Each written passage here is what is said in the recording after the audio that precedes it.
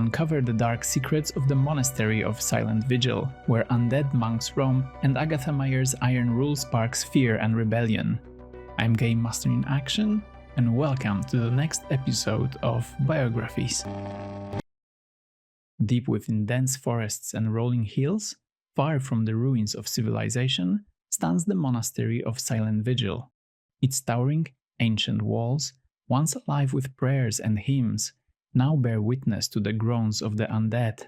This once sacred place has transformed into a fortress and a prison, its secrets as unyielding as the stone walls that guard them. The original inhabitants, monks devoted to their faith, fell victim to the early days of the outbreak. Their decayed forms now wander the monastery's courtyard, serving as eerie sentinels. These undead monks, draped in tattered robes, shuffle ceaselessly along the overgrown stone paths, making any approach a harrowing ordeal. But why do they remain bound to this place? Are they merely victims of the apocalypse, or is there a darker force anchoring them to the monastery? Survivors who have braved these grounds speak of an unsettling aura, as if the monastery itself resents intrusion. In the chaos of the world's collapse, a group of survivors discovered this isolated sanctuary, and among them rose a leader, Agatha Mayer. Once a teacher and community figure, she has become the undisputed authority within these walls. Agatha has declared it her divine mission to safeguard the monastery and its precious stockpile of supplies, long-lasting food, medicine, and tools, meticulously stored for an emergency long before the apocalypse.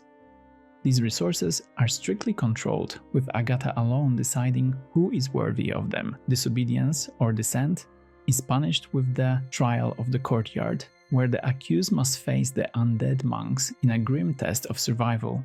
Life under Agatha's rule is harsh and regimented. Leaving the monastery is strictly forbidden, save for a select few trusted individuals who carry out dangerous missions beyond its walls. Agatha claims this policy protects the group, but whispers of her paranoia grow louder. Some believe she fears that outsiders will discover the monastery and challenge her leadership, or worse, take control. Her authority is both a shield and a noose, and the cracks in her rule are beginning to show. Among the survivors, dissent brews. While some see Agatha as a divinely chosen leader, others view her as a tyrant hiding behind faith to consolidate power. Quiet conversations in shadowy corners reveal a growing frustration. Many believe the monastery has enough resources to welcome others, an act that could relieve tensions and topple Agatha's regime, but such talk is dangerous. The fear of her retribution keeps rebellion at bay. For now, Agatha's control extends not only to the supplies, but to the very spirit of the monastery's inhabitants. Her gaze is sharp, her presence commanding. Those who stand before her in the dim light of her study often find themselves faltering under her intense scrutiny. Yet, how much of her authority is rooted in genuine faith, and how much in her own hunger for power? Could the players find themselves questioning her motivations, or becoming unwitting pawns in her struggle to maintain control? The monastery's vast resources are not only a cause of internal tension, but also a potential magnet for external threats if word of its supplies spreads. Desperate survivors, opportunistic raiders, or even rival factions might come knocking. How would the monastery react to such an intrusion? Would Agatha's leadership hold, or would the group fracture under the pressure?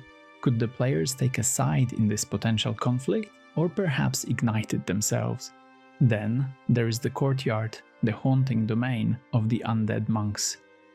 Any attempt to traverse this cursed ground brings players face to face with these grotesque sentinels. The trial of the courtyard is a test not only of physical survival, but of psychological resilience. What secrets might players uncover here, amidst the ruins of faith and the echo of forgotten prayers? The Monastery of Silent Vigil is a crucible of tension, faith, and survival. Its towering walls hold not only the undead, but also the fragile threads of a community teetering on the brink. Will it be a sanctuary, a battleground, or the setting for the fall of an iron-fisted leader? That choice lies in your hands. Thanks for your attention, and see you in the next episode.